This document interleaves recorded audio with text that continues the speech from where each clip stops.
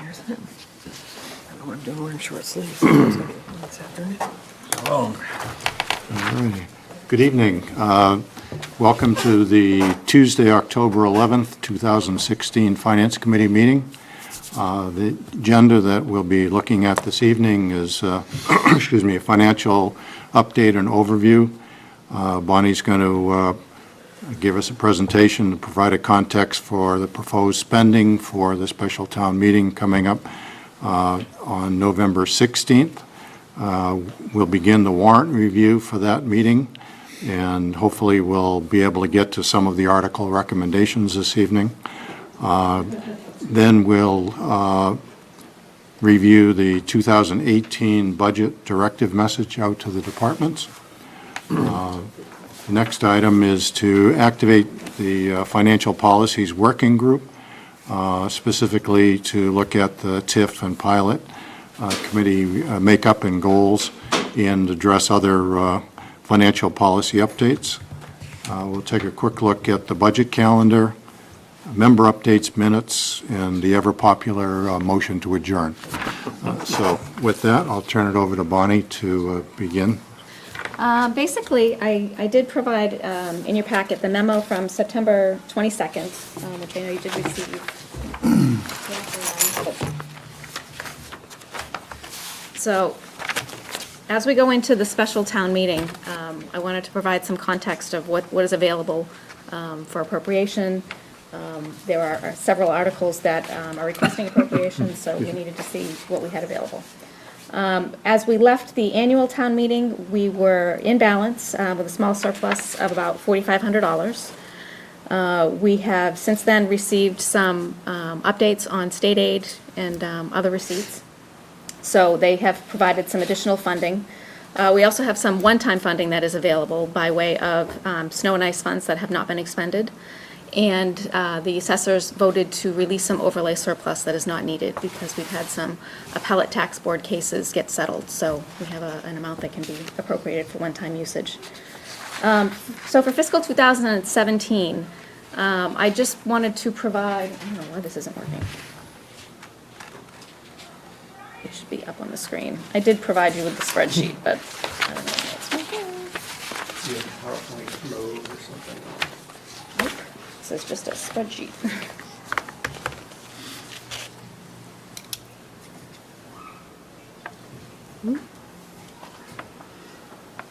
Well, that's a pain. I don't know why that's not working.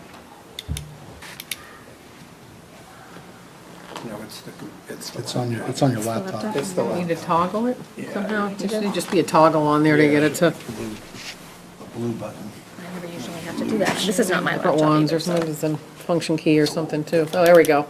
Here we go. Younger is usually better in these cases. Bring my granddaughter in. This isn't my laptop. There should be something in Excel that pops it up.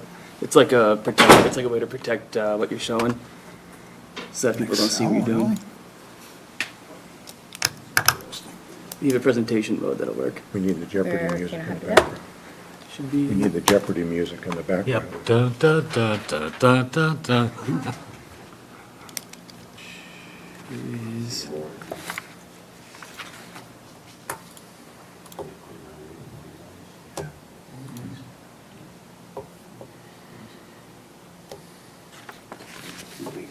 Which one of those? that's the worksheet. I got Are you sure it's not on this? Last it's time not that on this happened to down me, I here? had to shut it off and turn it back on. It's usually Default these position, hotkeys, turn off. But I don't have this. Well, So- if you have do you have a PowerPoint on? No, I. No. No. Check on. Yep. I mean, you do this all the It's time. a problem I isn't it? had with the latest Microsoft. Yeah, this is the new. Upgrade something? Yeah, it's the new update. New Yeah, update. the Microsoft Office 2013 Yep. doesn't know how to, Doesn't like it. Then talk to 2007 or something. it's too cute by half. Okay. I'm not sure. Well, I apologize. I'll see if I can Okay. play with this after, but anyway, I did provide you with the spreadsheet. I also provided it to the selectmen at their meeting on the 22nd, or from this memo for their meeting. The basic changes in state aid were, we received about, let's see, $52,362 in additional school state aid, which is Chapter 70 and any offsets from special education charges or school choice sending, or charter school sending. So that is up by $52,362. The school department has requested that that funding be appropriated to them at the special town meeting in order to reduce the use of their reserves, specifically school choice, Right. in the fiscal year. So it's not an increase in the spending plan, it would just be used to reduce the school choice usage.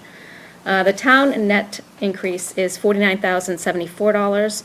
We are requesting that $45,000 of that be appropriated to the operating budget to support the position of the Assistant Town Administrator, which is further in the warrant, and I'll walk you through that also. So this would, appropriating the funds in those manners for the operating budget would be remaining in balance. It would, keep the appropriations to the reserves that are required, and it would meet with the financial policies. For one-time funding that is available, the two sources, again, overlay surplus, the assessors voted to release $413,924, and $440,000 that was not used from snow and ice funding. We actually did use a little bit more than the $10,000 that you see reduced here in snow and ice funding. We budgeted $450,000 in a deficit. We did spend into that, but we received a FEMA reimbursement in the amount of $39,000, so we were able to offset the deficit. So that $440,000 is available. Under the financial policies, we don't appropriate that into the operating budget because we don't know what the snow and ice deficit is going to be next year. I would remind you that last year we used all of the snow and ice deficit and then some. This year was just a good year. Overlay surplus, if you don't appropriate it for anything, it does close to free cash in the next fiscal year. So it's available to you through June 30th, and after that, it just closes out to free cash. And again, only can be used for one-time funding. There are several articles on the warrant that would require one-time funding. The comprehensive needs assessment for recreation fields, we don't have a cost estimate on that finalized yet. Town government building space needs assessment, which would include addressing senior citizen use and park and recreation. That cost estimate's also being developed. And then the common sewer strategic plan is also being estimated at this point. And we have an article on here to create, or to fund the newly created debt exclusion stabilization fund, so that could also qualify. So We, are these articles, are these on the warrant at this point, but not, They are. there's no funding in there to The support? warrant with no dollar amounts in the Okay. article. we, Okay, go ahead, Betsy. oh, no, I'll go ahead, shut no, up. sorry. When will we see numbers tied to them? I mean, did we go to press on the 26th or something, right? We have to have Do them till the 26th, we don't we? have a target? The 27th, they go to press. The Board of Selectmen has another meeting on October 17th, when we may or may not have additional numbers. There's a lot of numbers we won't have. We won't buy on the 17th, and right up until the last minute. Starting with the biggest ticket item, the fire station. Those bids don't, the construction bids don't even get open until the 25th of October. So the selectmen are looking at having a special meeting the Wednesday, 26th, or maybe the day after that, so that the recommendation that they adopt that is put into the town meeting report document that the voter information we send out, that their recommendation can be informed by what the results of that bid are. I think we'll be right up to the last minute with the cost estimates for the Alumni Field renovation project and with negotiations for the Joyce Williams property. So the very biggest ticket items we'll be working on right up until deadline. And we may or may not have additional information about some of the other capital projects. And Park and Rec is working on the one for master plan for the fields. PMBC is developing numbers for the town government space needs study, and our team is working on the Littleton Common sewer. We can give you the working number we have in the process between now and finalizing the number, it's simply using the data from the report that was completed a couple of years ago through the consultant, Charles and Watershed Associates. And they had at that time a build-out cost of $4.2 million and an estimated plan design cost of $252,000. So enough things may have changed that Bob Zimmerman's back looking to rework those numbers. So that for the time being, the number we've plugged in for what it's worth is $252,000. And that's Okay. the. And how old is that number? How old was that number? 2 years? 4 years. Yeah, 4 close, years? close to 4 years. But we'll know it when Bob gets back, but he says it's entirely possible the number could get lower, not necessarily higher, because of the technologies are just making it less and less of a, invasive construction project and more of a, technology thing. But we'll see. Less sand, huh? Right. Okay. So these 4 projects plus the 3 large projects will be right down to the wire for the booklet. Very likely. Okay. The only number I know for sure is 2 numbers we know for sure, $205,000 to For the- acquire the 5 acres Mass DOT surplus property on Boxborough Road, Right. $100,000 to acquire the water department Cedar Road. property. Cedar Hill. Yeah. Plot, yep. Is there any concern that people are so anxious, I know we want to get on this warrant and we want to get it at town meeting, but that these are big ticket items and that we're rushing things to get them there done, they're not going to be done as well as we'd like them to be? Well, the one that, I imagine there is that concern. And the one, I'll have to say, and not just because the fire chief is here, but the one project that's going exactly by the book and exactly as we would wish a project to be done is the fire station. That our goal is to be walking into town meeting with not just an estimate, but with an in-hand bid, so that it's, again, it's not an estimate, that we know we can deliver on that number. The others, really, they are estimates, where we hope that the figures that we bring to town meeting are enough to do the project. If they're not, we come back at some point. And It's not the first time we've done that, though, that we've gone to town meeting with an estimate. Right, Okay. but recently we've tried to. yeah, it's been a while since we've Because- been estimating for $1 million projects, anyway. We haven't done that You in can a get while. beat up pretty good in town meeting for coming back with your hand down again, and again, Sure. and again. So, but we've tried to, Avoid that, yeah. I mean, certainly Avoid that possible. the building projects that we bring each year, those are estimates, those aren't pre-bid. And we appropriate them, and then sometimes we have to make adjustments in the future, but it's enough to get started, it's enough to get going with the project. The other question I had, we had talked before about taking snow and ice money that was left and appropriating that to the highways, because that seemed like the appropriate place for it to go. That doesn't even seem to be an option here. Actually, it was one of the things that, in another agenda item about updating the financial policies, just talking about that and seeing what the group wanted to do going forward. So I had asked for that to be discussed. Is there a reason why it wasn't incorporated in these items here, knowing that it had been discussed before? It was never formally discussed by the Board of Selectmen, and it's not in the financial policies now as something to be addressed, so it seems appropriate for the group to get together. Okay. I mean, what had bubbled up to the top from a policy perspective was the debt exclusion stabilization fund, put something in there, because right now we put nothing in there, and it's the only mechanism that we have where you can actually reduce someone's tax bill as a result of putting money in that fund. So if there were money that you could set aside, that looked like something to do, but the capital projects have admittedly started to add up, and there's going to be a limit to what we can spend at town meeting. There's $2.9 million in the capital stabilization fund. There's $800,000 in cash from the sources that Bonnie indicated, the remaining snow and ice, raise and appropriate for about 400,000, and the overlay surplus for another 400.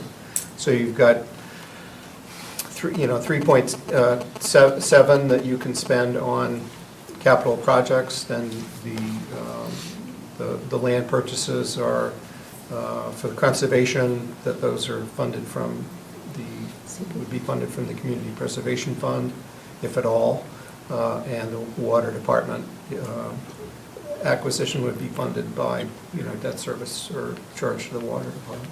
That's assuming you want to spend all the stabilization fund.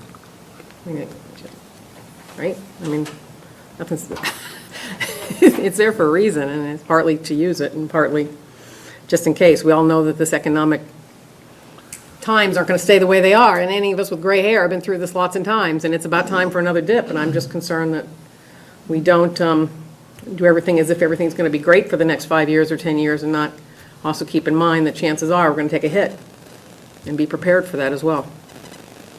So, okay. So to, Oh, Debbie Downer tonight, aren't I? Sorry about that, but. I could just start walking you through the warrant articles.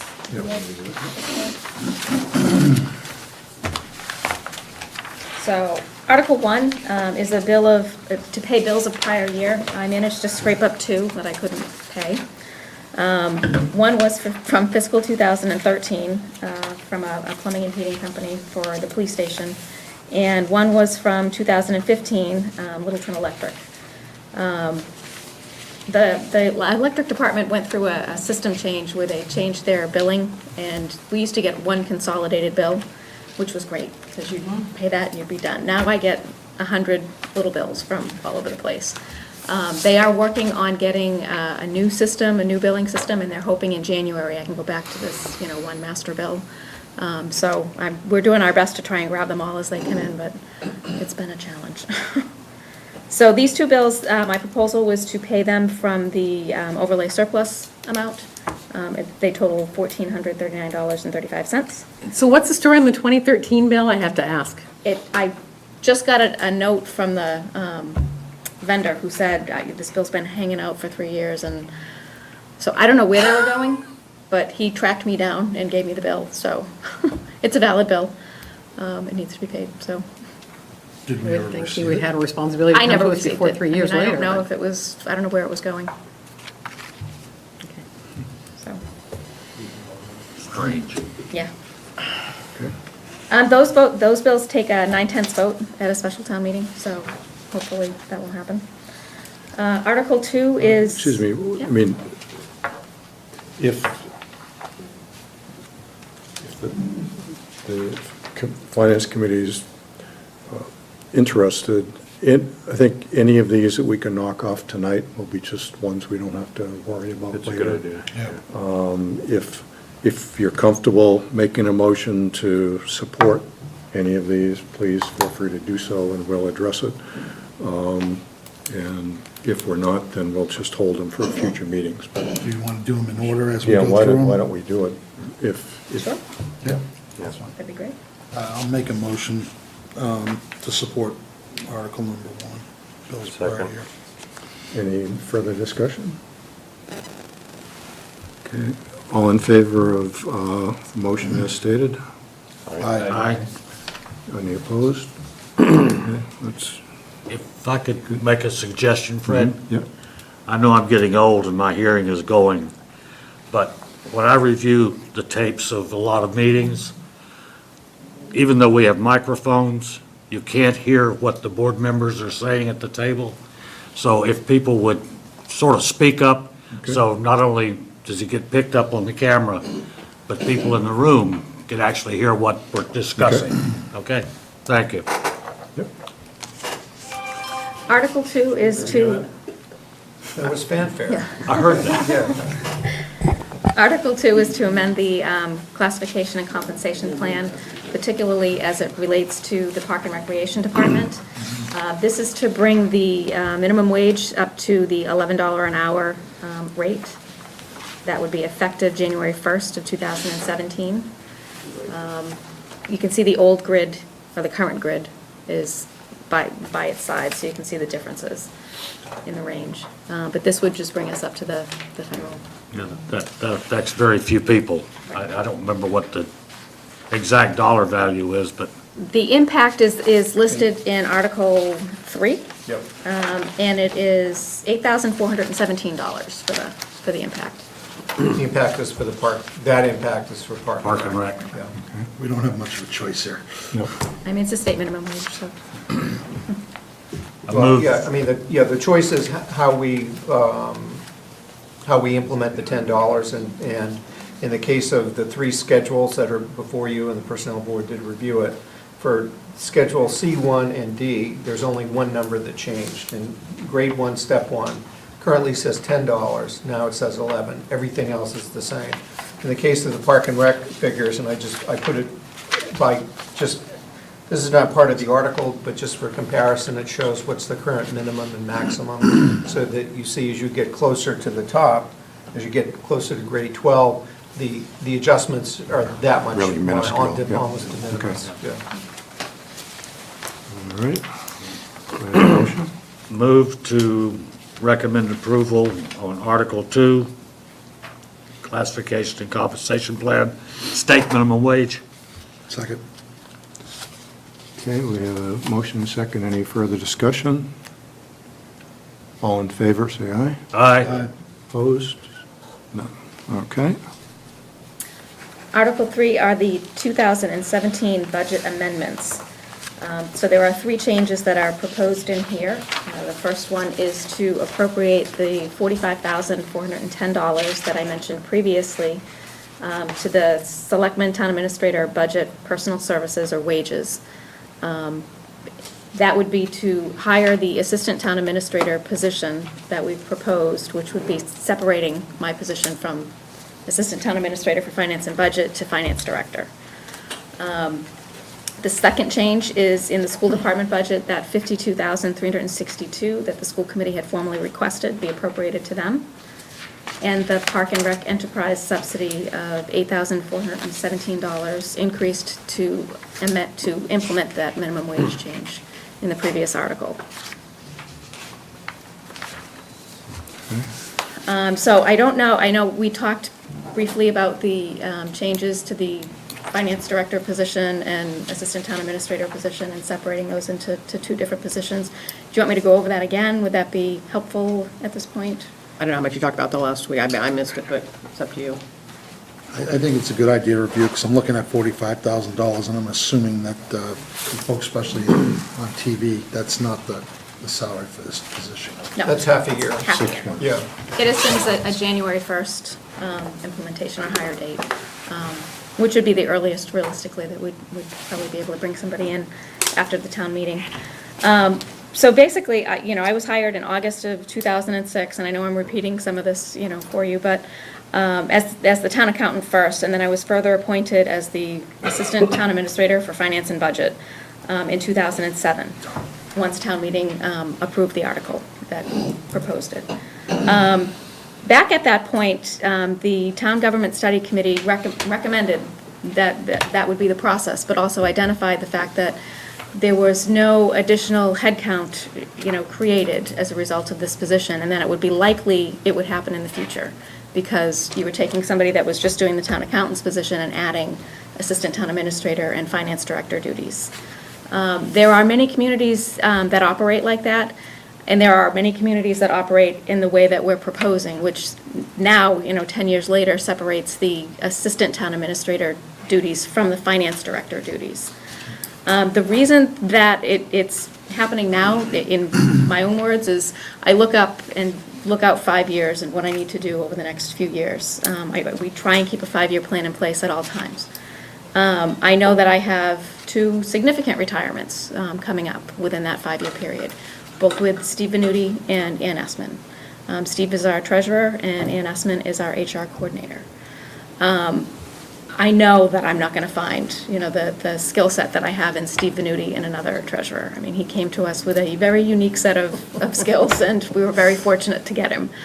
And anybody coming in new, I'm going to need to spend some time in getting them up to speed. Ann does all of the HR coordination. and gets them coming in and managing the hiring process and dealing with that, and then I deal with the HR stuff if it goes wrong. So I do all the HR investigations or disciplinary issues. So that's a lot just in itself. I also have to do a system conversion in the next few years. I have a bid that was just, received today. I have to figure out how much it's going to cost us to, do the upgrade, but it's going to be a pretty significant one. The last time I did one was in 2006 when I arrived. It took a year. System conversions are big. We're going to have to go through everything that we have right now and change it.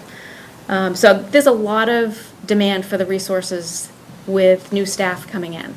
And I won't be able to do it and succeed with the things that I'm doing now. I know that. I can say that with all confidence. And I don't want to set myself up to fail. So I am asking for assistance to deal with this in the best way that I can for the town. So I need to kind of divest myself of the assistant town administrator duties that are non-financial. So some of the HR stuff, procurement, the town needs some purchasing assistance. We would benefit financially if we had more centralized purchasing, that type of stuff. So that's why I'm asking for it. The $45,000 is the first year impact of it. That includes fringe. The second year impact would be an additional $60,000 on top of that to, support it for the full year. So I want to be forthcoming with that. I don't know if you have The Board of Selectmen has voted to support this request, and there are two places in the warrant that address this reorganization plan for finance and administration. This Article 3 is one, the transfer of $45,000. The other is in a proposed amendment that is later in the warrant on Article 14 for a bylaw amendment to essentially divide, which together divide in half or across two positions all of the duties that are currently on the shoulders of the assistant town administrator for finance and budget. We almost lost Bonnie earlier this year, and precisely because the workload was too much for one person to do. As part of the good faith effort to, and actually in the aftermath of Bonnie announcing that she was leaving, I sat down and said, well, I'm not going to find anyone with the skill set that Bonnie has, and that in order to replace Bonnie, if Bonnie were to leave, in order to replace her, there's no doubt we'd have to split the position into two and focus on hiring a finance director who's a town accountant. That skill set is we are greatly served by the fact that our incumbent has that skill set and does just a very superior job for us. The market out there to replace even a finance director, it's very, very difficult. It's a very difficult position to fill. And the notion that if we lost the assistant town manager for finance and budget, that we could simply hire another one is also doomed to failure, would be set up to failure.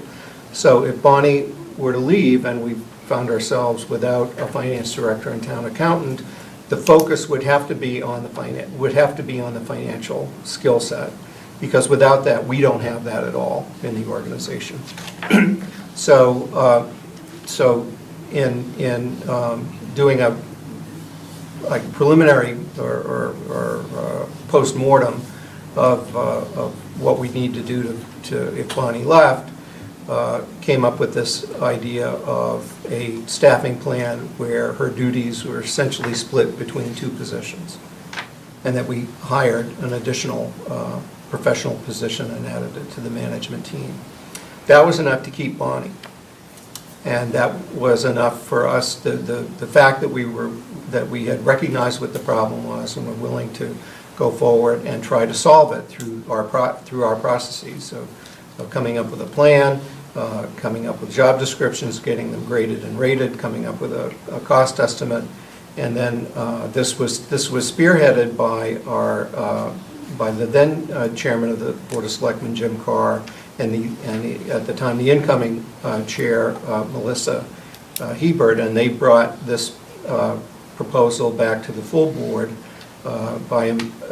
and as a matter of policy, the Board of Selectmen has voted 4-1 to support this funding plan and to bring it forward to town meeting now.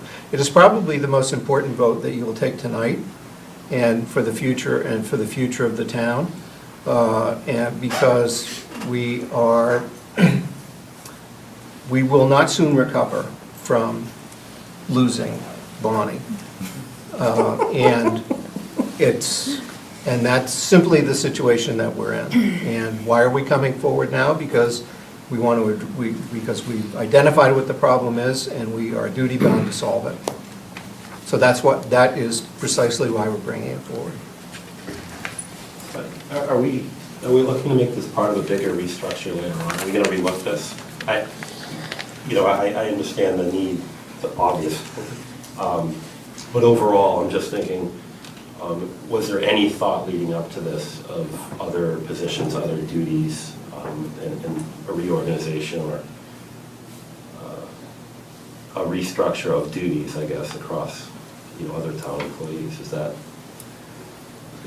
been looked at, or is that going? Well, I think we're necessarily going to have to address that issue through the turnover that we know we're going to have Right. within the Right, that's what I'm saying. finance This might be a good department. That we're going to have to address those issues head on, and I know how good the staff is now, how great the staff is Right. now, and I can guarantee that we're going to have to look at parceling out duties that they are doing that are over and above, again, what one person can do, and that we'll be looking to do the best we can to find ways within that department and the rest of the organization to do those things. So and I'm confident that we're going to go through that process.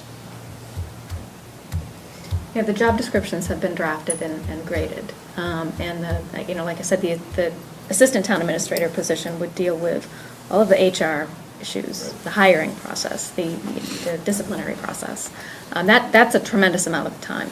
They'd also deal with procurement, which is a huge part of my day too. So those two main functions being removed, I could feel the relief and the weight off my shoulders.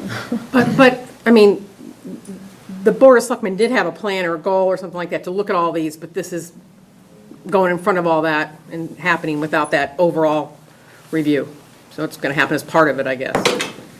That's correct. That definitely was part of our goals this summer when we proposed our goals, was to look at succession plans and if Dan and Steve are going to be going, are there other people that we could bring in that could take on other responsibilities? And even we're talking about Jim Clyde and direct with the DPW. So we were looking at the global picture to see where there might be some duplication. And Bonnie, you mentioned purchasing, and that's certainly something that we've discussed. And the selectmen are comfortable basically deviating from, quote, the norm, which would be to bring incremental major head count forward at the annual town meeting.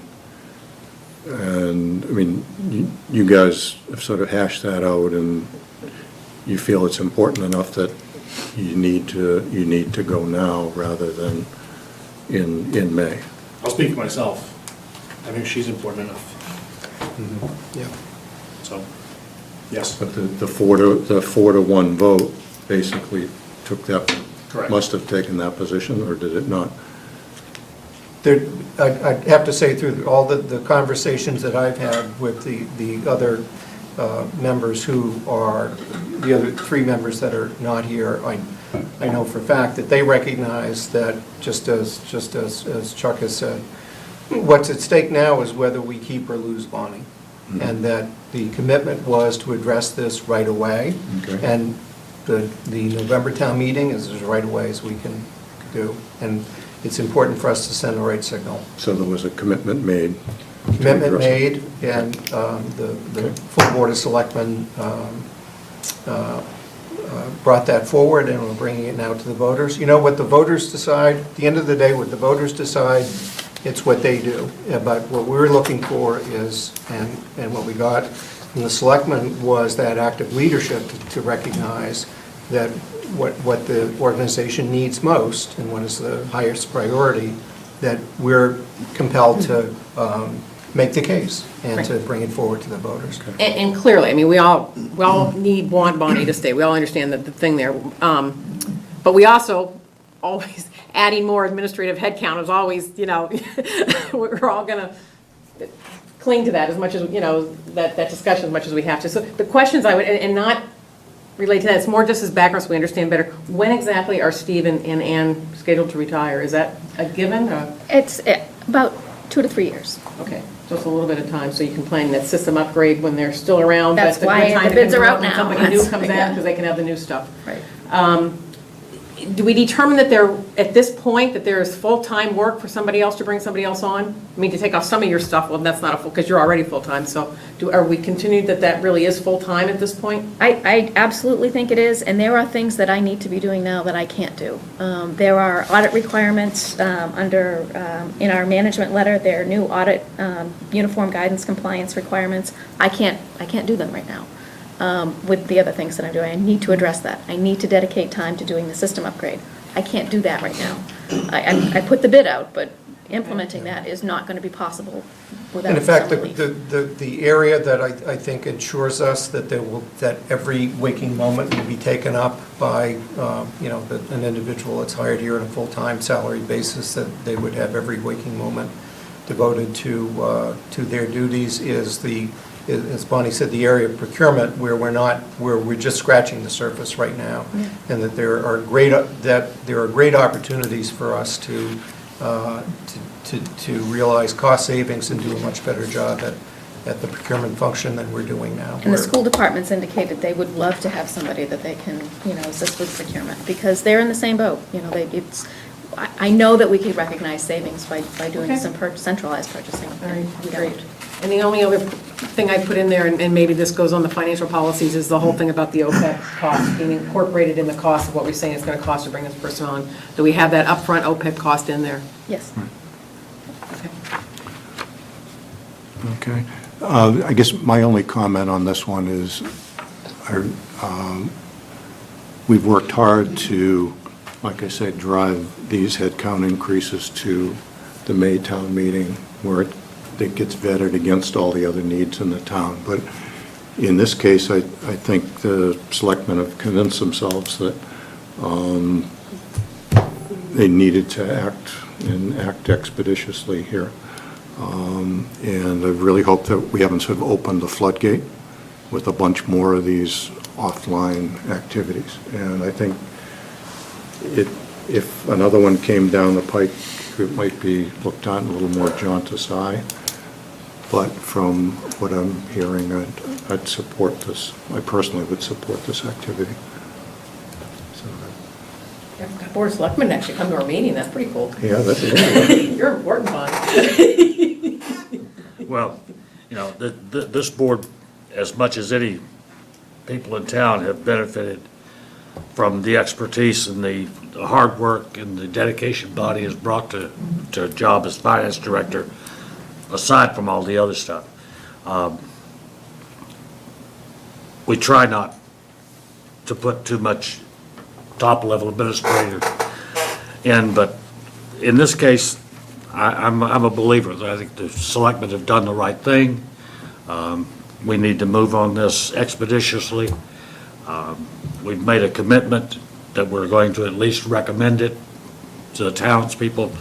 So I, for one, am 100% behind Article 3. Any other discussion? Just Gary? one last point. I work on the federal side of this type of thing comes up a lot, and I found that leaving personality out of it, as important as you are to us, Bonnie, what happens when Bonnie leaves? Mhm. So that's why I just kind of reaffirm what I had stated earlier, that I'm worried more about the duties of your position, and if we're really worried about someone coming in and not being able to do your job after you leave, even with this split, we really, I think, owe it to the town to do a little bit more research after this. Yeah, I don't disagree with that at all. In fact, I know that the towns of Concord and Brookline and many others that have done recent searches for finance directors, some successfully and some not, because there's a limited, not to give Bonnie any ideas, but that it is the most important hire to make, and it is one of the least and it has one of the smallest applicant or pool of qualified applicants. So so if a community can solve it from within, they are best to resolve it. But for the future, I'm absolutely confident that if we two things. One, this plan would keep Bonnie for the short term and the long term. Because I turn 60 next year, and I can tell you that. But you're going to get some more years out of Bonnie.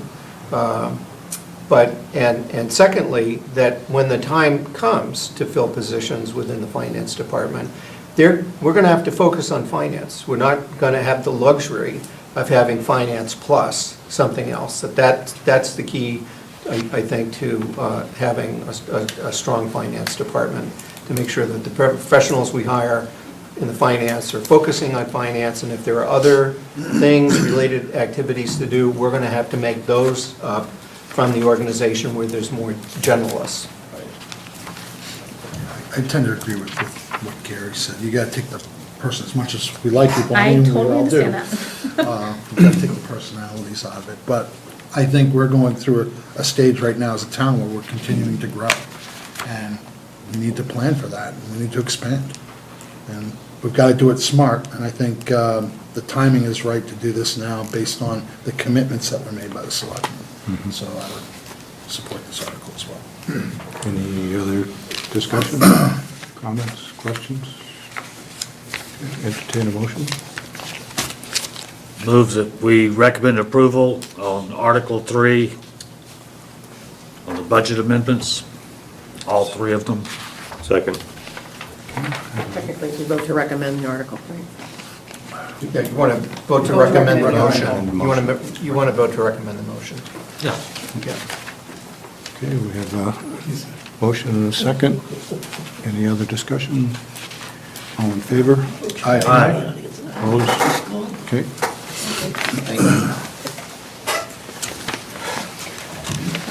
Okay, so now we're on Article 4. This is to fund the debt exclusion stabilization fund. We don't have any figures put in here yet because we haven't finalized any of the appropriations in Article 5, which are capital. And the idea would be, in theory anyway, that you'd fund Article 5, and then with whatever's remaining, you could fund either all of it remaining or some portion of it into Article 4. Okay, so realistically, when are you likely to have numbers? I mean, you've got the 252 number that Paul put out there. We may or may not have a number sooner than the 25th or 26th of October for that. I think it's really going to depend on, as Bonnie says, it's all the pieces together and what's the priority. And from my observation, the priority is to fund fire station and alumni field, and then everything else. So that's my take, and the everything else may or may not. Once you've done those, and particularly the alumni field, if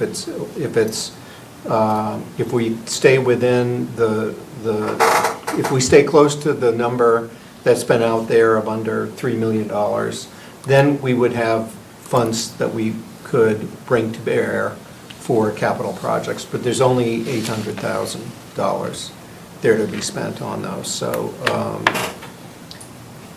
I think it would be great if we could put half of that in this debt exclusion stabilization fund. We might be able to do that.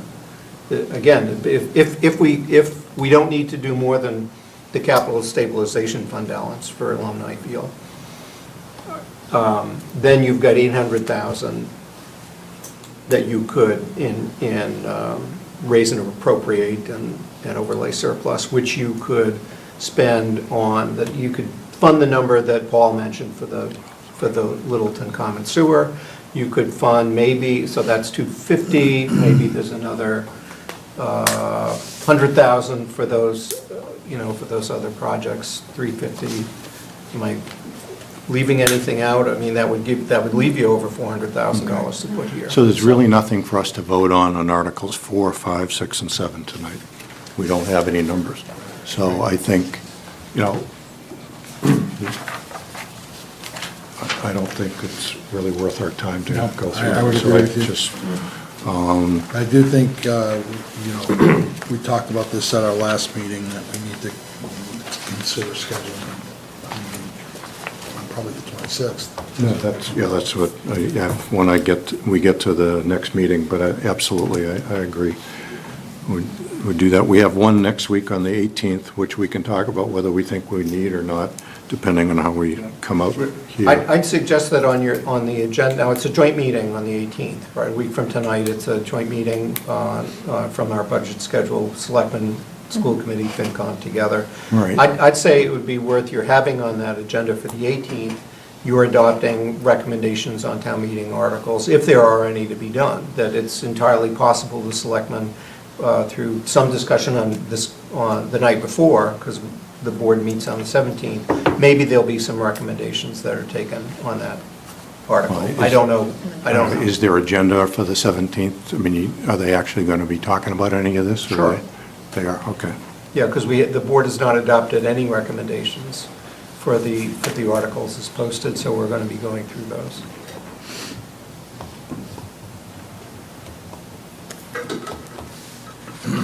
Okay. Okay, item 8. How about, just for Article 7 on the alumni field renovation? I know that the discussion has been to withdraw those funds from the capital stabilization fund and pay directly for it. We've been looking at, what is the best use of that? Not our recommendation. It's been discussed as far as, I know it's not your recommendation. We But voted unanimously against that. It was in this room, but it was another night of Yeah. the week. It's a Monday night, so, okay. The echoes are still here. So where the field cost right now is unknown, and we don't know if the 2.9 is enough to cover it, if there's going to be additional funding that might be needed. So Steve and I sat down and tried to figure out what's really the best use of, if we're going to withdraw money from capital stabilization, where's the best place to apply it to save the most money? So what we did at first is we took a baseline and said, if we bond the fire station for $8.9 million over 20 years, and then we do a $4 million, and again, I'm just throwing numbers, I know that the final numbers are not out there, but a $4 million ban over 8 years for alumni field with $500,000 pay downs each year. We'd spend $14.1 million on total debt service for the fire station and $4.4 million on alumni field for a total of $18,580,000. So then we said, well, all right, we'll take the 2.9 out of stabilization and apply it to alumni field and say maybe ban $1.1 million for 5 years for the difference to get to the $4 million. What does that look like? So for that, you'd, instead of the 18,580, you'd have 15,290. So by applying it, you're obviously going to reduce your debt service. Again, it's applying it to alumni. And then we thought the fire station debt is the 20-year note. So that's where the biggest bang is going to be felt. The biggest savings can be recognized because you're reducing that 20-year interest cost. So we applied the 2.9 million to the fire station debt instead, and still banned alumni field for the 4 million over 8 years. And that further reduced the total debt cost to just over 14 million. It's $1.2 million in savings over the 20-year period. So it's Smart money. it's the long-term effect of applying it to the fire station. the- It still gets everything done inside the levy. You'd have to budget for those band payments, those band paydowns for alumni field every year as part of your capital planning process, which we could do. There'd be some impact to the capital plan, but I think it could be manageable. But really, you're saving that $1.2 million in Debt interest savings. costs. And that's alumni on a 5-year? Is that 8 year. 8-year? Yeah. With the new changes in the Municipal Relief Act, we can now, we could only ban before up to 5 years. We can now ban up to 10 years. When did that change? just this year. Yeah, November Yeah, 7th. November, yeah, that's when it takes effect. It changes November 7th. Wow. Yeah, it was in the long list of amendments that the governor brought to the legislature, sort of his, what he called his weed whacking bill, to clean up just dozens and dozens of provisions of law. So did you look at it for 10 years versus 8? Why? We did 8 because if you're authorize that borrowing and you're banning it for 10 years, if something needs to be done in 9 years, say there's some issue with the field and you need to do some additional work, until that first note is paid off, you can't issue another one for the same scope. When there's a ban against the project. Yeah, so can't. until that ban is paid down and You off, can't- you can't issue another Have one. a second. Yeah. No second mortgage. Yeah, right. Exactly. No equity You loan. get that. So we figured 8, it gives us a little bit of wiggle room. If we couldn't do it in 8 and it looked like things were okay, we could push it out to 10. But 8 is a good number to start with. Keith and I are old enough, we can get reverse bans. Oh, there you go. So I would be happy to present that at the selectmen's meeting. We just Sure, literally that's right, developed it that's today, so interesting. it was kind of, I It's that kind apologize. of, that's how we, get our bond rating upgraded, is through this kind of thing. Creative, So, yeah. The banned interest rate, does it matter how much? It's lower than the bond rate. If we ban, it's like under 1%. I think the last one we did was So you 0.8. don't save much, you don't save as much as when you apply it to the bond. Wow. Yeah, it's crazy, that's why. It's like pay off your credit card debt first, right? So- Okay. And speaking of, I know that this is We have off that topic, discussion. but So, excuse me, so on an 8-year ban, what is the hit to basically the capital plan? Because that's where it's going to show up, right? maybe 150 a year. We spend about between 2 and 2.5 million a year on capital. So maybe 150 that would need to be allocated, because part of that savings, instead of paying 900,000 a year in debt service for the fire station, we're gonna pay 600,000.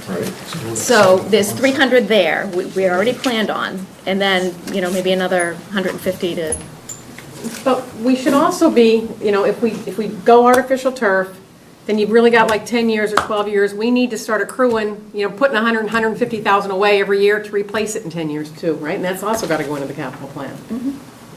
So, right? Yeah, but the cost to replace the turf isn't going to be as much as rebuilding the whole. No, but $1.5 million over, Stadium? No. Did you say stadium? Stadium, do you like that? No. It wasn't no? me. It's not $1.5 million for the turf? No, once it's To done, replace not to replace it, that's just the first time to get all the Correct. settings and all that stuff in. Yeah, it'll be somewhere around $400,000. We'll have much tighter numbers tomorrow night. Change, that's easy. Yeah, well, I'm not making that claim by any stretch. That's good, okay, that's good to know that. I had that million in my head that we're gonna have to start 100,000 a year just to replace it in 10 years. No, it'll be well south of $1 million. And there's other moves afoot to. As long as Tom? we don't, well, as long as we don't throw a Brazilian festival on it. Yeah, exactly. Yeah, right. The money we now allocate to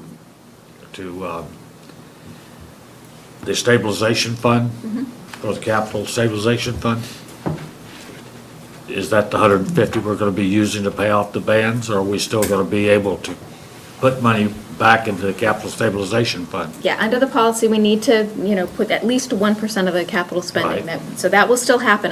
There's no proposal here to take any money out of it to do this. This is just working that, 150,000. I think you need to lay that out with Yeah. both projects so that you can see the different scenarios. Yeah, we have a chart that we started making, Chart. so, and again, I know, we just literally went through this today, so it was, Can you be ready for next Tuesday? Yep. to- I could be ready She'll be tomorrow. I ready just for, needed- she'll be ready for next Monday, because the selectmen will hear about the issue. I'll have it out this week, so, but we were pretty happy with the That's- results. We think that Is that's that going a to be good plan. before or after the marijuana discussion? It's before. With the Doritos, right? Yeah. Before, well, yeah, I mean, Free sample. Exactly, brownies. And I also, just while we're talking about bond ratings, we did get an upgrade today by Moody's. We were a AA2 community, now we're a AA1. Their highest rating is AAA, it's one more, one more up, but we're pretty happy with the upgrade. And Moody's hadn't looked at us really in the last 10 years, and it was an interesting conference call that we had where they were just very impressed with the progress that had been made, and it's the same stuff that has impressed Standard & Poor's. It's having the financial policies, it's adhering to them, it's having the putting reserves in place, and it's having and we are direct and as well as indirect beneficiary of the economic conditions here. Which some of that we have no control over, but it's the sort of things that can lead to a upgrade in bond rating. The AAA category for Moody's is it doesn't appear to fit nicely with a community that has a comparatively small tax base. If we had a larger tax base,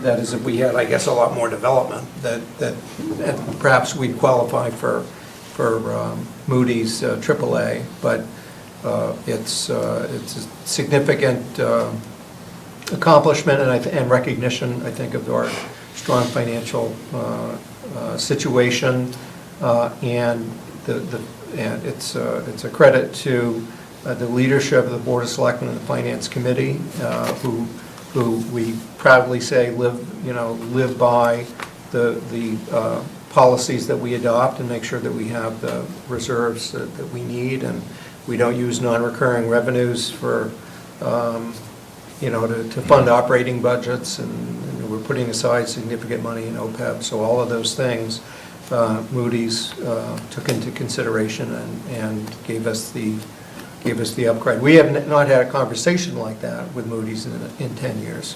I've been here 9 years, Bonnie. 10.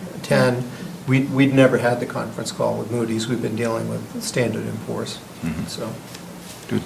And the recommendations and some of the alternatives you're proposing obviously have an eye towards those bond ratings and making sure we maintain where we are? Because obviously. Yeah, So well, what prompted the call today? They reached out to us.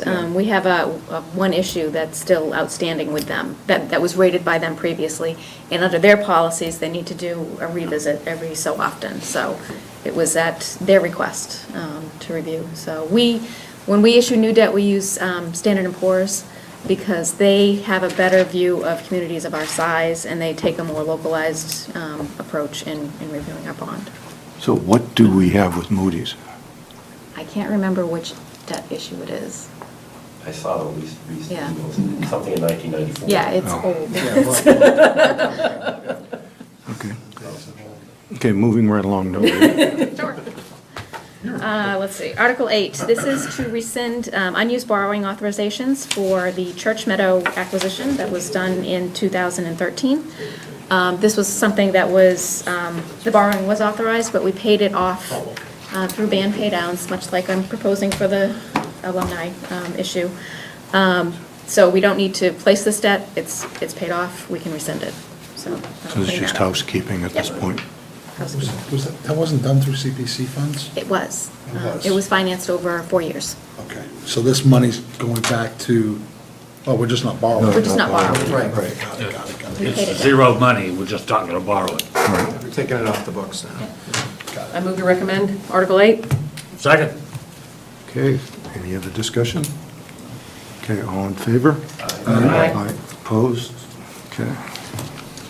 Article 9 would appropriate $19,500 from the Spectacle Pond Cell Tower Clean Lakes Fund for the Mill Pond restoration project. Right, we had asked, we got town meeting's approval for $67,500 just last May. That seemed to be what the Army Corps was saying our local share was, and then in June, they recalculated, they sharpened their pencils, or maybe they got new ones, and, but they discovered that our local share is in fact $87,000. So the feasibility, the total cost of the feasibility study is now projected at $174,000, of which the town share would be $87,000. So we need an additional $19,500 out of the Clean Lakes Cell Tower Fund to proceed.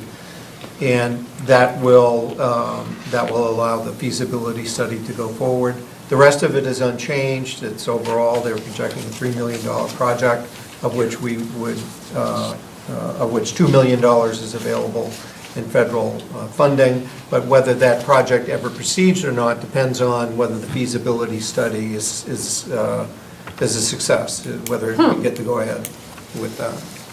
So When do they do the feasibility study? What's the timing? They get the money, they get approval here.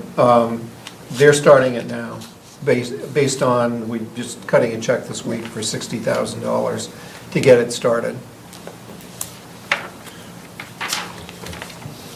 And this is available in the Clean Lakes Fund, so it's not a raise and appropriate.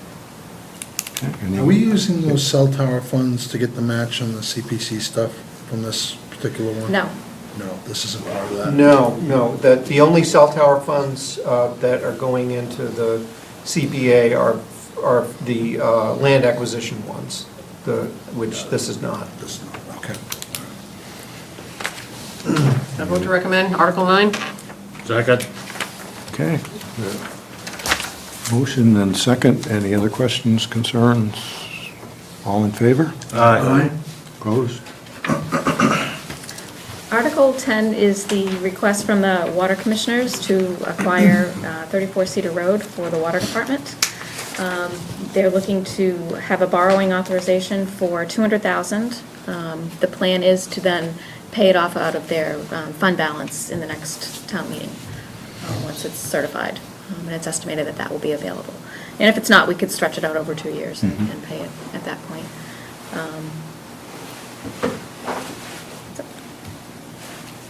Okay. Make a motion to recommend Article 10. Seconds. Any other comments? All in favor? Aye. Opposed? Article 11 is to acquire the surplus Mass DOT land located on Boxborough Road for conservation purposes. The appropriation requested is $205,000. It's a 5.3 acre parcel, and we are looking to fund this out of the CPC funds that are available for open space acquisition. Yeah, see, the CPC has thus far only acted on the eligibility requests, we had 2 eligibility requests before them at their last meeting. One was for this article, one's for the next article, both on Boxborough Road. On this one, this is a do it now or don't ever do it project, because the Mass DOT was in the process of auctioning the property. We got a notice that they were going to auction it off to the highest bidder. At the request of the Conservation Commission, the Board of Selectmen had me ask Mass DOT if they would allow the town to buy it. Mass DOT said yes, they would, but for the appraised value, which turns out to be $205,000. So, but they're only giving us until the November town meeting to acquire it. And so the recommendation is to go ahead and acquire it. So there's no negotiations with Mass DOT. It's offered for the appraised value, and we just need a vote at town meeting to acquire 5.3 acres. The article mentions 4 or 5 methods of paying for this. Surely when we present it to town, we're going to say, this is where. Yeah, the motion would be to have it come from the Community Preservation Committee. That particular motion is dependent upon the Community Preservation Committee's recommendation to use it. But going into it, we didn't want to presuppose that they were going to support it. So you might want to wait on this one, until the CPC If is. it's CPC, then I don't have a They're problem. meeting next Wednesday, they're meeting a week from, yeah. We'll be reviewing it. So that, I'd wait on the... yeah, you could wait on this one and on Because that's the, really what you're approving. and certainly on the next one. Yeah. And in the case of, the 31 Boxborough property. We're still negotiating with the seller. Somebody should come from conservation too and explain why these are important pieces from a Yeah, conservation standpoint. That's a big bunch of money. Yeah, I actually went up there, I was curious to see that property, I'm Yeah. curious what it would be, what just, by sheer location of where it is. It would, a long, narrow portion of it would be used for a trail, and the rest of it would be used, would For the big anthills. would be acquired in order that it not be developed and used, so. I don't see a whole lot of Development development. prevention tool.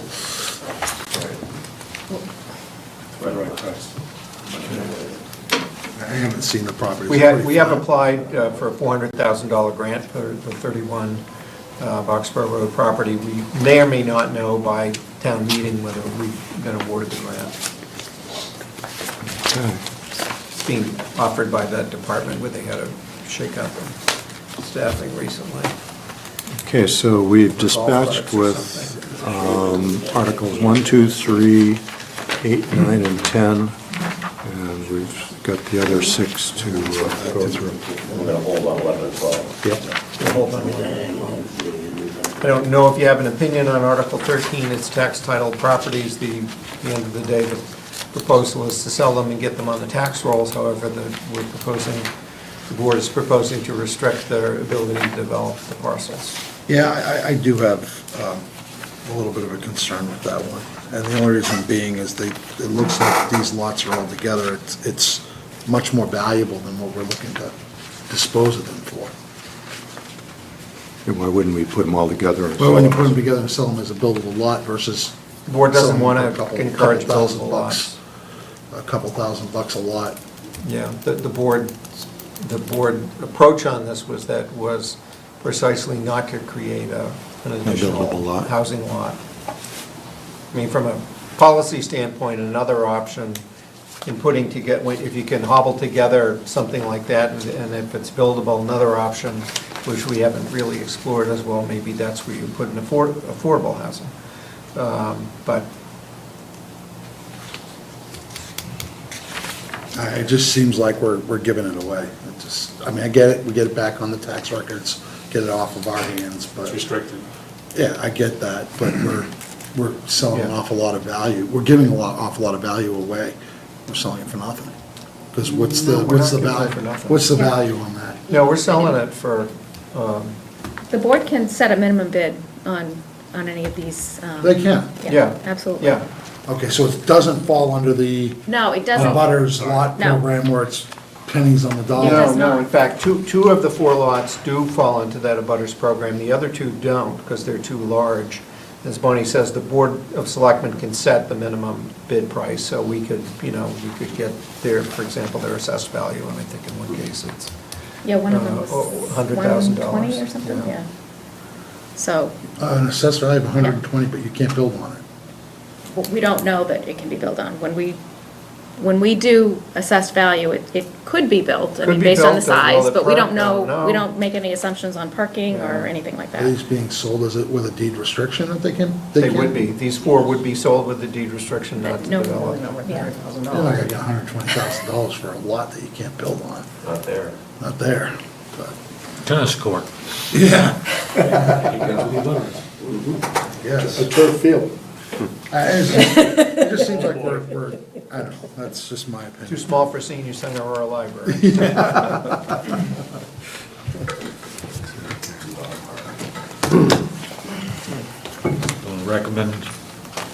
You want a recommendation on Article 13?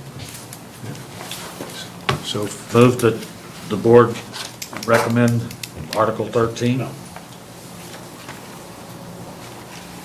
motion, anybody second, or you want to discuss it more? Not in favor of it. I don't like the way it's set up, Okay. just my own opinion.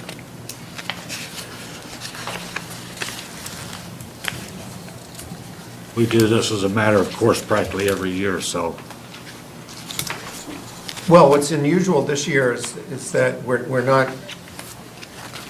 we are taking a vote on two of these four properties that are not subject to the butter lot sales program. That two of them have already been to town meeting. Two of these four have already been to town meeting, they're already part of the butter lot sale program, but it's the other two that we're seeking to bring forward a proposal to restrict their development. And we can only do that by town meeting vote, so it's a little unusual. If we wanted to dispose of this property now, we could put it out to auction, but we cannot deed restrict the larger parcels. We can deed restrict the smaller ones, because they're in that tax title abutter program. So if we wanted to dispose of the other two on the other, if you look at the map, the two larger pieces on the end, there's no way to deed restrict it unless we go to town meeting and say, we don't want any buildings on it. So by merging them into one large lot and restricting the development. And it's in the warrant because we had interest from the abutting property owner who'd like to acquire it and says he's not gonna develop it. And the only way for us to say that for sure is to have town meeting put the restriction on it. And I understand what the purpose of the abutter lot program, the smaller pieces that really can't build on it anyways. What I'm concerned about is if we've got a lot that the town owns that could be buildable and it has a value to it, and we're saying, well, we want to put a deed restriction on it, so we want to take away our value as the landowners and then just dispose of it and get whatever we can get for it. Yeah. It just doesn't, that Yeah, doesn't. and the trade-off is that if you don't do that, then the property could be developed and having it be developed as an additional residence was seen as not the desired policy outcome. With some input from abutters as well. Right.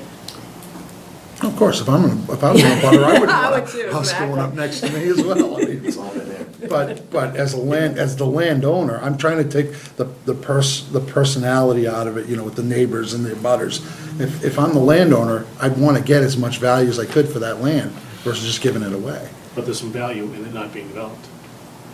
Why there? Is it because there in particular, or just in general, we've Yeah, had so much there. building, so we don't want any It more? has to do with there, it's the there. Yeah. Okay, so what is the there? Or maybe we should have another discussion another time, I don't know. Well, I'd like to know, because it doesn't make any sense It doesn't make to any me. sense otherwise. Why are we picking on that lot? There's a Right. building up going all over town. You're setting a precedent that we'll give lots away that could be buildable. And if we're disposing of it at a well below market rate, because that's probably all you That can hasn't been get. determined. It's not going for pennies on the dollar. That remains to be seen, right? Yeah, but Right, if you yeah. can't build on it. Well, you this would empowers assume the Board of it's gonna be- Selectmen to set the terms and conditions of the sale of the property, so. As opposed to, as Bonnie said, the only other, because it's in tax title, we can dispose of it at auction, period, and put no restrictions on it, and no minimum. Can we do a minimum bid on a tax title? No. I think we can. Yeah. Anyway, You want to wait till the selectmen opine, because they haven't. Yeah. You okay with that one? Oh, sure. Okay. Okay, we'll hold on. Easy. Yeah. 15, what's next, 14? Article 14 is the other half of the or it's the other article that is involved in implementing the administration and finance plan that you voted to support in Article 3. So it's just the changes to the This is bylaw. the bylaw and the policy. Yes, yeah. Because the Finance and Budget Department was created by by a bylaw passed at town meeting, the only way to alter the composition is to go back and amend the bylaw. So we're looking to do Okay, that as well. so that's the only change in here is the splitting.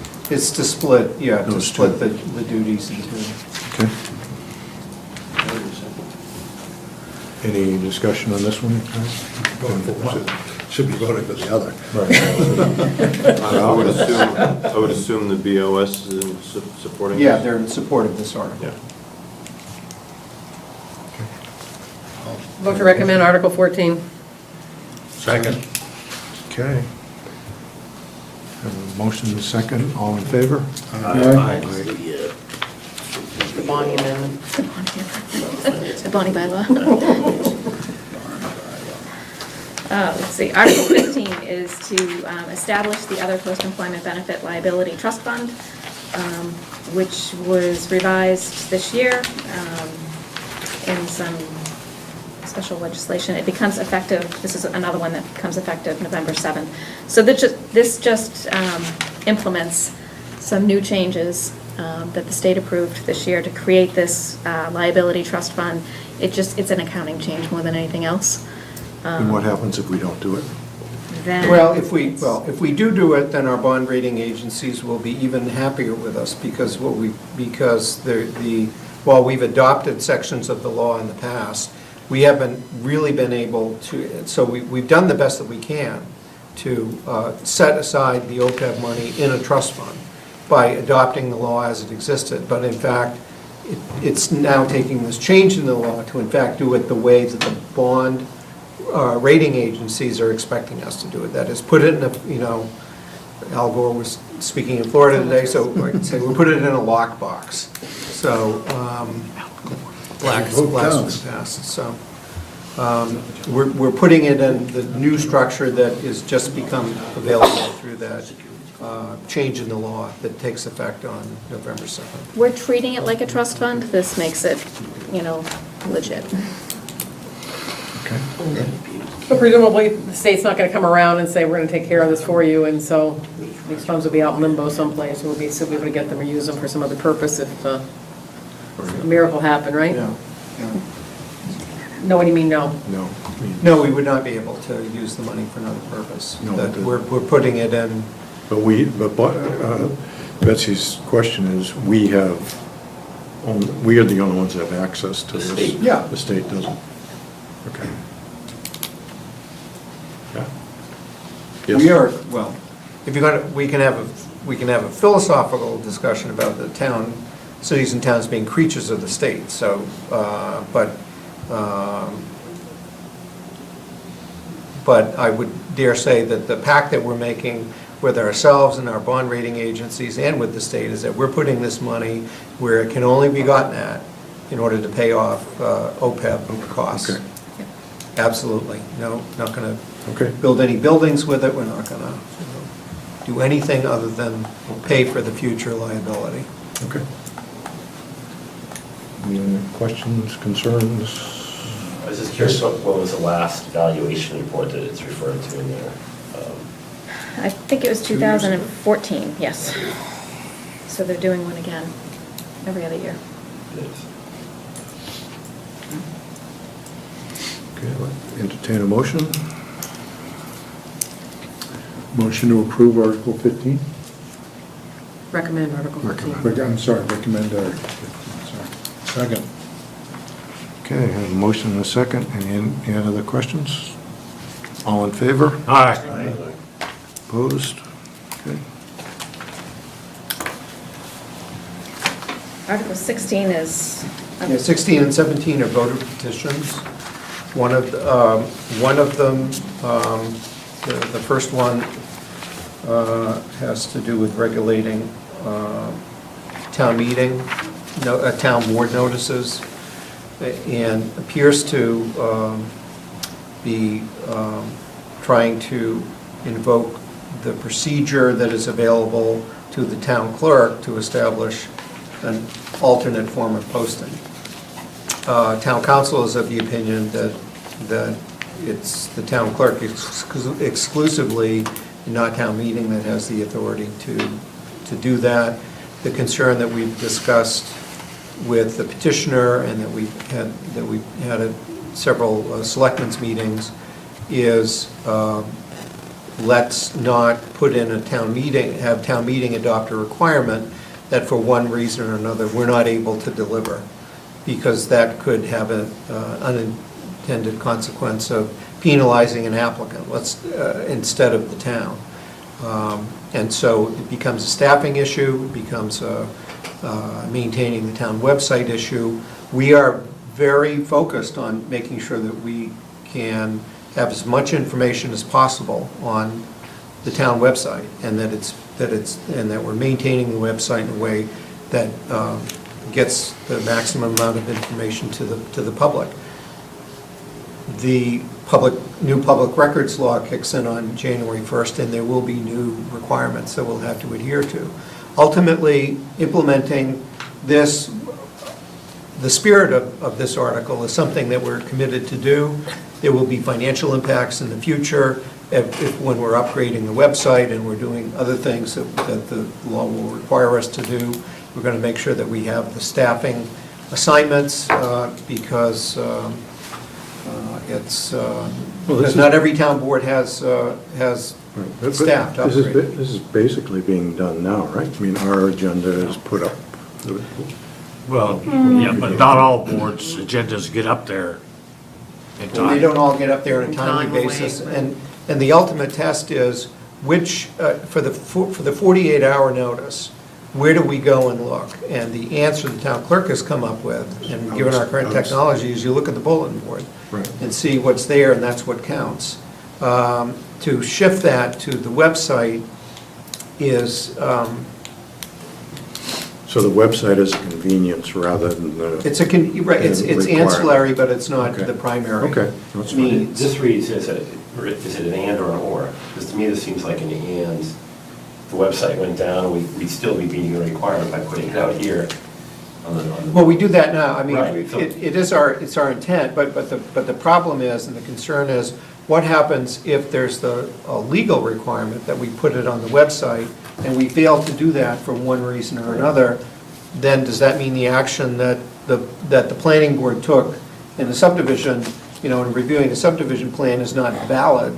Because even though we complied with the subdivision law, we complied with the subdivision rules and regs, the applicant did everything that they were supposed to do, but because we didn't get a document electronically uploaded because of whatever reason, the system crashed, it was WikiLeaks or who knows what,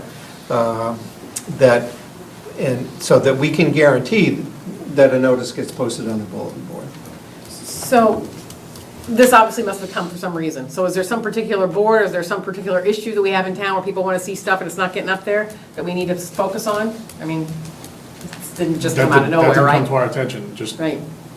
It was a generic proposal, but our answer was that we're committed to looking at ways to maximize the information that's available on the website. We just can't then make the leap of faith to say, okay, and if we get it wrong, or if we're not able to do it, that somehow we're going to penalize the board or the applicant because a PDF file didn't So we're get saying uploaded we're saying to a it's an place. alternative to posting, not that we have to post it on the web. Got it. See, the wording in this is just a little bit off to me, the way that I'm assuming that a voter's gonna feel the same way. Yeah, well, we didn't write the article, and we advised the petitioner on the right way to write it, or a better way to write it, and the way that it's submitted was her choice and not the town's. And the explanatory materials that went along with it, that we saw that the petitioner's intent was to treat this as an alternative posting method, which the regulations say means a substitute method. Not a backup method, but a substitute. And we're saying that that number one, it's the town clerk's determination to make, and that her determination is now that the posting on the bulletin board ought not to be substituted, that the online ought not to be substituted as the official posting method. Maybe someday we will. Right. But we're not bound. We don't want to get ahead of the technology. Yeah, the posting on a bulletin board is mandated by law. Well, it is, but you have the ability to adopt an alternative method and substitute for bulletin board posting, Oh, really? which is what the explanation from the Okay, petitioner so this- aims to do, and that's- we're nervous about that. Yeah, so that answers your question. Yes, it does. Yeah. It just didn't seem like, it wasn't answered in the article itself. that's- Yeah. Yeah, the And the average word guy is going to. the word alternative is misleading. Yeah, because the it's a average sub- person's it's a gonna look substitute. at that the same way we did Yeah. initially, and that's, well, this is just another way. But no, it's substituting and becomes the primary way of doing it. Becomes a standard. Chuck, you have? So if I may, the research that I've done on this, if we adopted this, the town clerk would have to have a computer monitor displayed outside, whether it's in a window or it would have to be 24/7, or that would have to be displayed to be scrolling through the website or be scrolling through a PowerPoint presentation or something. So there is capital that would need to be invested in this in order to comply. What is Because not access? everybody has access to. Well, public access to the library theoretically would probably cover It's not that. 24/7 though. Can't get into the library 24/7, they have to be, the bulletin board is open to the public 24/7. That's why, I mean, the notices used to get posted on a bulletin board that was inside the building. And we had to physically, we had to build a bulletin board or. The library's not open all the time, so. So there were Put a big some tick on it. logistics that, Yeah, anyway, so it has the potential in the future of being a cost item. We're trying to manage it best right now by just approaching the public records law in good faith. We're all getting training. There's requirements for us to, when we upgrade the town website, that we're required to look at how we can, make it more accessible, and we'll do all those things that we're, this represents the spirit of what we want to do. It's just that having it be the requirement subjects boards and applicants to some consequences that I think are unintended. It's not unreasonable at this point, though, that given, aside from situations where this website is down or something's down, that this stuff is updated and the people can get it online. I mean, in today's day and age, that's not an unreasonable expectation at all, that this stuff should be there. And Right, that's the and spirit we of it, make- and that's what we. and we make every effort to get Should be it- there. to It get shouldn't it even be there. coming up. I mean, right? right. Well, from our committee standpoint, what's the cost, if there is some cost down the line for this? I mean, it's the town clerk's responsibility. It's not really us at this point, or maybe it would be going forward, that the boards do that, but right now, Well, I the mean, town it's- clerk would be it's responsible for entirely- putting all that stuff up It's there. entirely possible that once we look at what, all the things we need to do under the public records law and all that we want to do to make information available, that there may be some capital expense or staffing or something, or division of labor or something, in order to implement it. And so we're going to look at that, and it probably means, redundant training of a lot more staff than we have now, that we do now, to make sure that, Another role for the assistant town administrator. that all sort, that. Job security. Update the ticker at town hall. Well, it's not just the town clerk. I know that the chairman of one particular committee on which I serve has computer problems. And when he sends emails out, they may or may not get to you. And you know what I'm talking about, Bonnie. Yes, I do.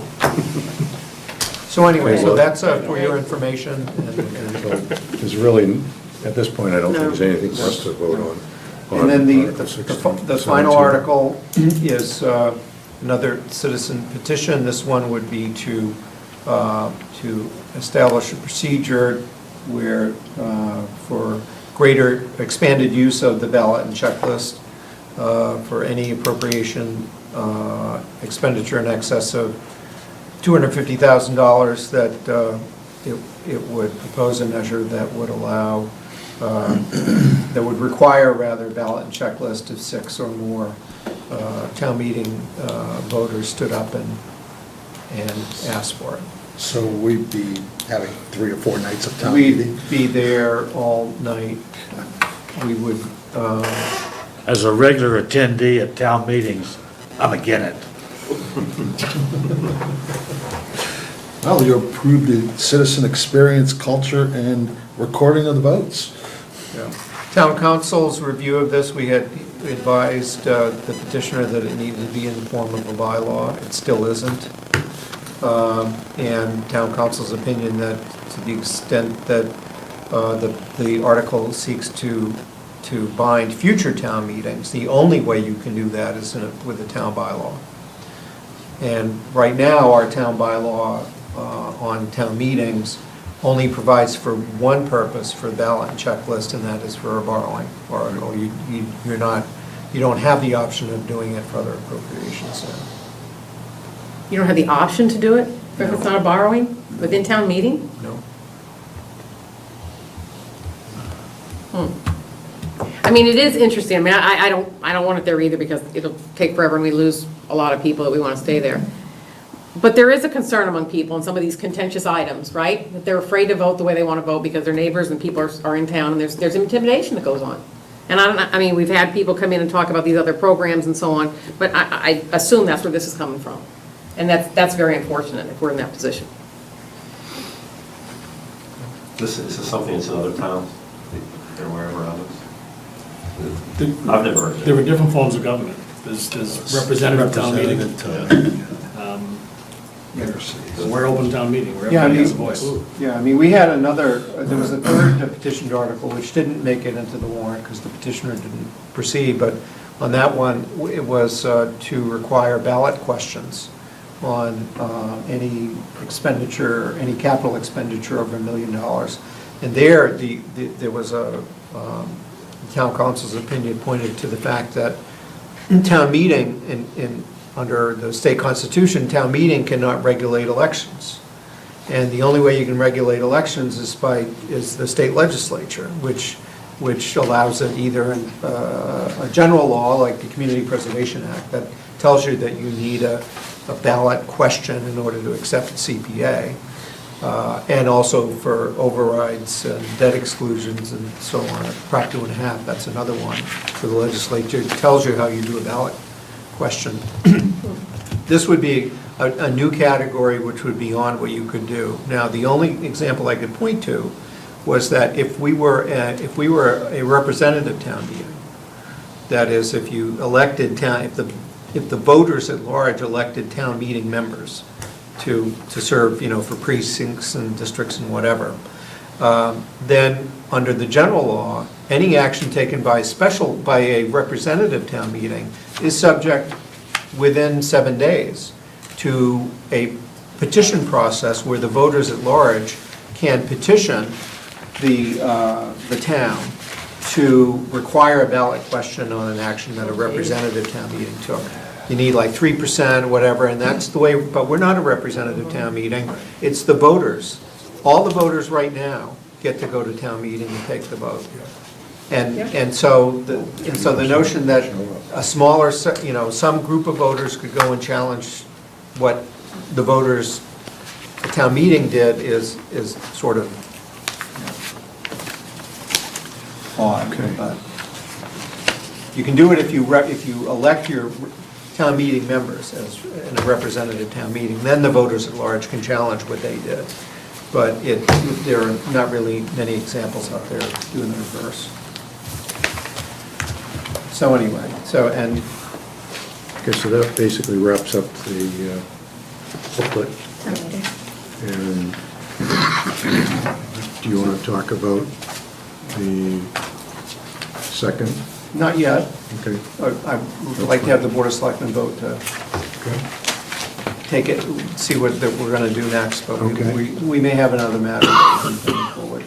Okay, so moving right along on the agenda. We'll be glad to talk to you next Tuesday about it. That's okay. Bonnie, you've got Sure. the So the next budget? item is to activate the Financial Policies Working Group to... Budget directive message? Oh, I'm sorry. That's right. So at the Selectmen's direction, the budget message for the fiscal 2018 spending plan will incorporate the same directive that we did last year, which is the level staffing budget, which means no additional staff, just rolling over the salaries at whatever step and cost of living has been negotiated. We are planning for a 2% cost of living adjustment for the personnel bylaw employees also and contractually obligated employees. No increases to expenses. Is that across all unions, all 2%? Correct. Across the board? Yeah, because they were all the They're all contracts up, are, right? all of our contracts are in place. Through 2018. The town's contracts are in place for fiscal 2018, the schools is not. Okay, so So the school will be set extra on us. The town contracts expire June 30 of 2018. The teacher contract expires the end of August 2017. They're always about 10 months ahead of us, 9 months. But again, so there'll be, on the school side, it'll be the required staffing level. So there may be in the level staffing an increase in headcount if there are required staffing increases. Level services as opposed to level staffing for them is the term they use. I think they can required services, that's how Okay. they phrased it. Okay. And on the second scenario we'll be using is the mission budget, which is also what we did last year. Having the mission budget request, basically it's set at the department head or appointing authorities level that they feel best meets the needs of the community. So there may be staffing increases targeted there. While we don't always know if we can, add any particular services, they will be called out individually so that you'll be able to identify them very clearly in the budget documents. We did do some targeted increases in previous year. We added 2 positions in the school department. There was a full-time police officer position added. We added some hours to the town clerk's office and hours to the veterans agent. Actually, we were pretty much just paying him for hours that he was already working, so. So it's helpful to have those pieces of information easily available. Again, I don't know what we're going to be doing in the next year as far as, if there's going to be room for any additional services. Right now, just rolling the budget over with the information that I provided at the joint meeting, I have a deficit of about $285,000 right now. That's Pretty good for this point yeah, in the process. pretty early in the process. It's not a bad start. I've seen much worse. So I'm a little bit optimistic that. So when are departments due to have their budgets back in? They will be due in the November, I'll put the calendar in here for,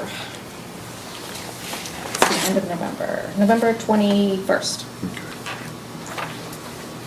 And then the all-day budget hearing will be set for January 7th. January 7th, right.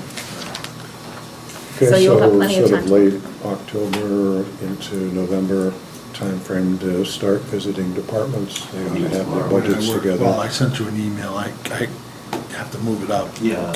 You're okay with Yeah. 4? Yeah, there'll be a number of updates. Yeah, we'll get to it. That's fine, but just a reminder, anybody that hasn't started thinking about it. Okay? Can I have, this is kind of going backward to the other ones, but what happened with the engineer versus director of public works or whatever? Is that still in the works, or where is That's that? settled. We are posted. It's Director of Public for Works. Director of Public Works. That doesn't require any change here, any of those things? And we're, anyway. Yeah, that's in the And it will 17 be a budget. hands-on engineer as well, though. That is still in the intent? Yeah, there'll be a PE. Okay. Okay. Next item is the activate the financial policies working group again. And specifically to address the TIF/pilot activity. And then to address other financial policy updates. Has the selectmen, have the selectmen actually done this, or from their side, or have they talked about who they want to We've do appointed the it? two I'm sorry? representatives, myself and Jim Carr. Okay, And the board asked for input from the Financial Policies Working Group on what the composition of the TIF pilot committee should be. And a year and a half ago, we amended the policy to call for such a committee. It did not say how it should be constituted. The selectmen are looking for recommendation from the Financial Policies Working Group on who ought to be on that committee. And also are looking for input on how that committee is to be guided, that is, what goals and objectives it should have. So that the board was looking for the Financial Policies Working Group to give some feedback on that. okay, so I'll try to collect that group of individuals in the next couple of weeks and get going on it. So it's you and Jim, and then Mike, from the school committee, and if he wants to invite a friend, he can do that. Bonnie and Steve, and then from us, traditionally, it's the chair and vice chair. I'd like to Are be a you part of okay with that. that? Yeah, Okay. absolutely.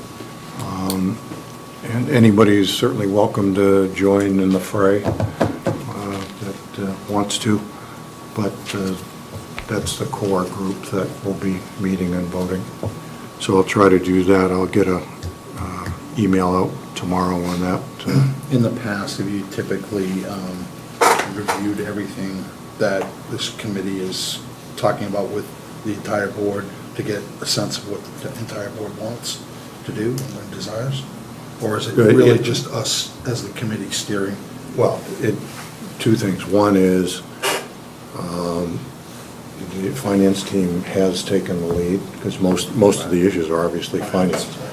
And then we would bring any activity or discussion back to the board, each individual board, and then we would go back and vote and recommend.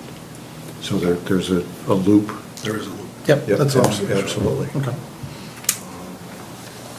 So, okay, I will take that on as an action item to set that up in the next week or two.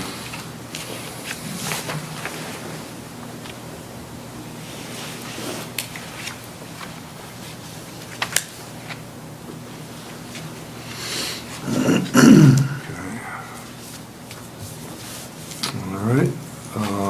The budget calendar is basically on track, and the next notable, I guess, is next Tuesday with, Fortunately, I'm not going to be Do here. we know, do we know what time that is? what, Tuesday? 7 o'clock. It's our meeting. Regular It's our meeting, it's our meeting, they're Yeah, it's coming to our FinCom meeting. meeting, so we come to you. 2 weeks in a row? I will send a reminder to the school. They have this Don't calendar. get used to it, though. Among her other duties? Okay. Just quickly around the table, member updates. Betsy, anything? Nope. No? Yeah, we'll probably not be available for our next meeting. I'll be in Europe, so. Well, we can Skype you in. That's probably true. Okay. I won't be here for the next meeting either. I'm going to be in Pennsylvania. Scoping out property for after November 8th. Are you available tomorrow at 4 then? I am. Okay, so we're going to be meeting with the highway as to get this thing going. Okay, good. So we'll be meeting with highway, and then we got to set up school, so we'll get that done too. So we'll have that tomorrow. Great. Tom? Go up there Just in a front fields. wallflower, huh? Alumni. Other than my 8th grade youth team is undefeated. Woohoo. Wow. Hey, Got a big game Sunday against Hudson, Great. and then the playoffs. good luck with that. Good for you. Thanks. Good. Can you do a quick update on alumni? On what, is that possible to do a quick update on that? On what's, So we have a meeting tomorrow night. Gale Associates will be presenting 2 designs that were sent out earlier this week, by email. And they're gonna, show the designs. And we're gonna try to get, narrow down the cost, see what the cost of this thing's gonna cost, cost of the project, the turf versus grass.